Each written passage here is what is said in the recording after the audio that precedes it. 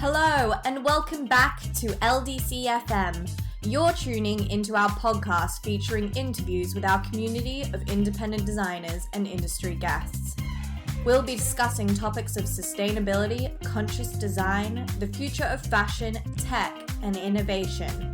This podcast has been recorded alongside an Instagram Live, so apologies for any technical issues prior to tuning in. Thank you for listening.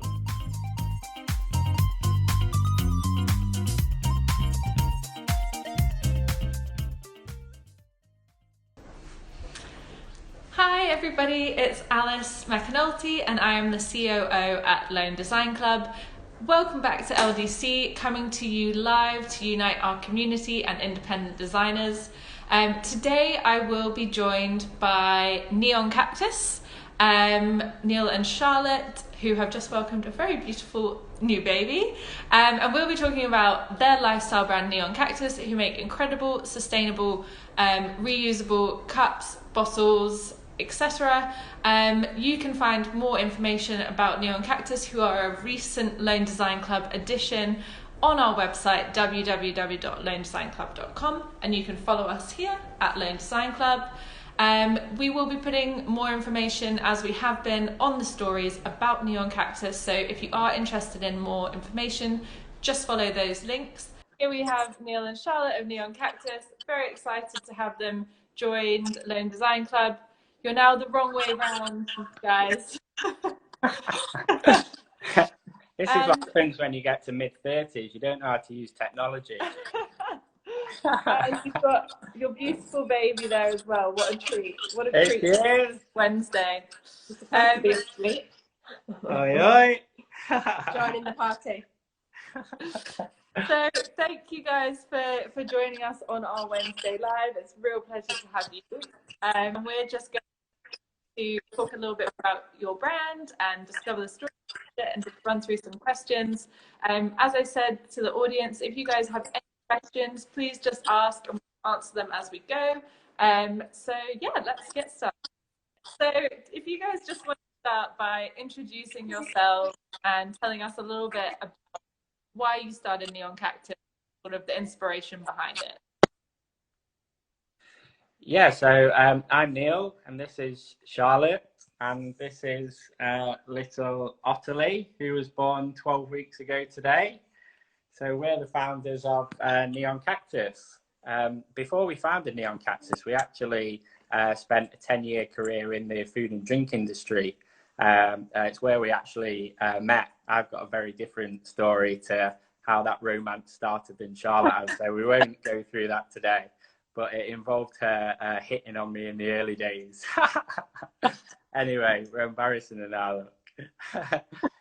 Yeah, so we spent 10 years in the food and drink industry, and that's really where we started to see widespread impact of single-use plastic, ranging from, tons and tons of unnecessary plastic waste through to unsuitable, reusable alternatives. So that's really the thing that started the spark to found Neon Cactus and was our inspiration. Okay, amazing. And when did you start the company now? How long ago? We founded in late 2018, so we spent some time researching the market and really understanding different products and materials and what was out there from a consumer product point of view. So we spent probably 6 months doing that, and then from there we moved into product development. We identified some fantastic supply partners to manufacture our products, and then we actually made our first sale in October 2018. So really we kind of moved into Christmas pretty quickly, and then last year 2019 was our first main year trading. Okay, what's the main message behind your brand, and why is it called Neon Cactus? It's a question that we get asked an awful lot, actually. So the main message behind our brand is it's all about creating a better tomorrow. Our mission is all about that in every way, shape and form, and really just having a brighter future for everybody. Our brand name, Neon Cactus.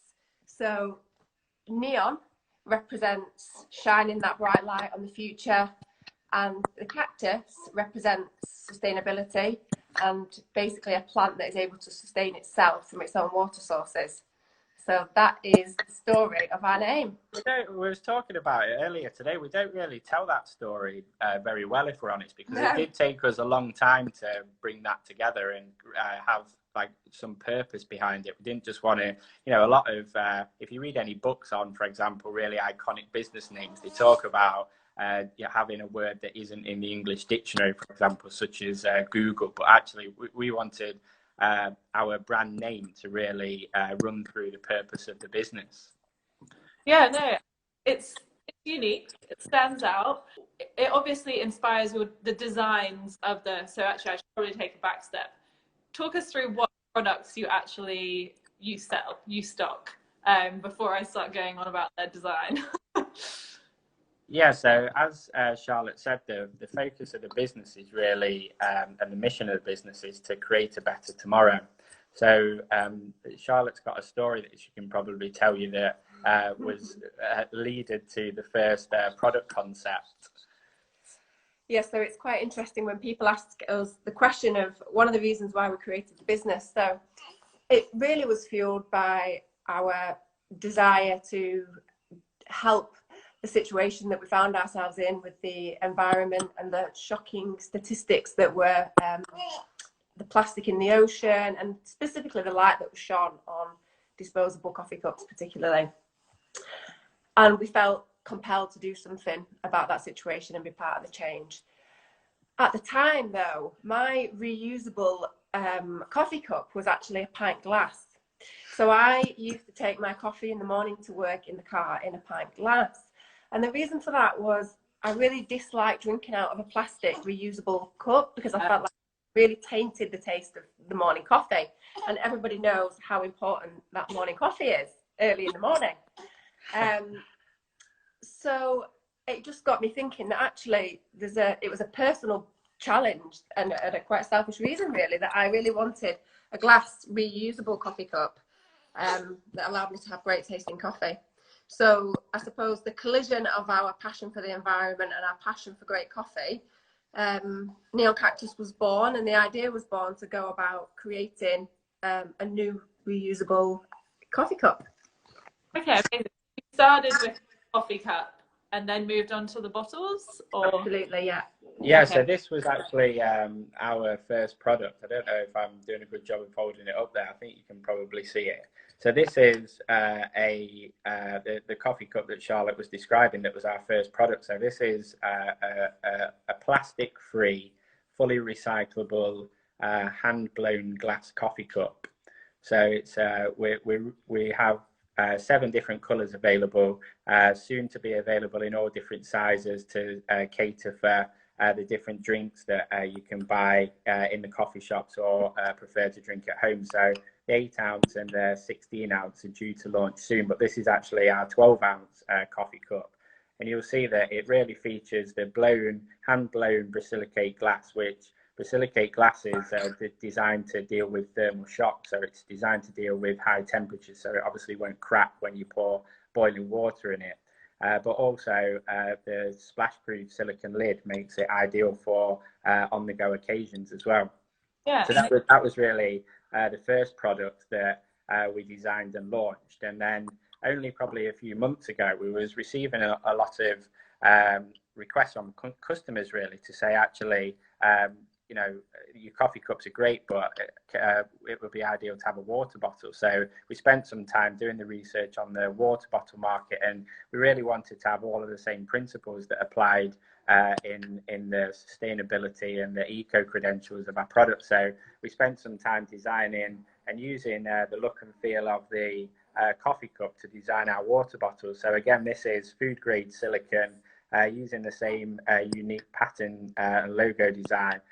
Brasilicate glass again, but the main unique thing about the product is the bamboo lid. So bamboo, as you know, is a sustainable plant-based product. And one thing that people asked us for with the water bottles is that, if you can just see in there, it actually has a stainless steel insert, which helps promote the most pure drinking experience. And that's one benefit of drinking out of glass. The same coffee, the same with water, that it really does give you a clean and pure drinking experience, and then can obviously be fully recycled after use again. Very cool. It's unique. It stands out. Did you come up with the name and you sort of went, how to graphically design this? Is that for you guys who did that, or? Well, our backgrounds are, as I said, we spent 10 years in the food and drink industry, and I broadly worked in buying and sourcing, and Charlotte broadly worked in product development and marketing. So I kind of brought some shaky maths to the situation, and Charlotte brought the creative flair. And that's like probably how we combine to be a good team, because she can't add up and I can't design. So it works well. You need both of those in a yeah. look really neat, really cool, and like pretty minimal, which is nice, I suppose. And I think the glass adds a certain like style to it as well. Yeah, I think the material choice was important, but also the design, because what we found that I won't start slagging other brands off, because I don't think that's the right thing to do. But you know, you have a look at some of the products that are on the market in this particular area, and they're very dated, and people don't feel proud to actually carry them around and show them off to other people. So it was almost I'm prepared to buy like a reusable coffee cup or a travel mug, for example, but I want to keep it out of the way of people, and I don't want to show it off. And that was one thing that we really wanted to change, and design a product that was fit for the people who were most likely to use it. So our target customer is generally the younger customer, probably 25 to 35, and these guys are clearly quite conscious about not only the sustainability of the products, but also they want to feel proud and happy about the design of the product. So we took some time to invest into something that was actually unique. Yeah, maybe you can make baby bottles. Yeah. Oh man, don't worry, we've talked about it. So what material? I think you probably said about the grip. So it's food grade silicone. Oh, yeah. So yes, you can kind of see that some of the coffee cups on the market actually still use quite a lot of plastic, but silicone is more sustainable and fully recyclable, and obviously ideal for this kind of product, because it gives the thermal heat resistance. So obviously you don't burn your hands when you're holding the hot coffee. But it also is quite unique in the fact that you can mold some very interesting designs in it. So we invested in bespoke tooling to be able to do that. Where are they all made? So that our company is based in the UK, and all the products are designed in the UK, but we have them made in China. So we've chosen, we work with 3 different partners in China who are experienced in this field, and we just make sure that we can do everything we can to reduce their impact, because obviously flying them across the world isn't ideal. But I mean, if you look at the amount of disposable coffee cups, I think that the stat is quite frightening, actually. I think it's over 8 billion disposable coffee cups are sent to landfill every single year.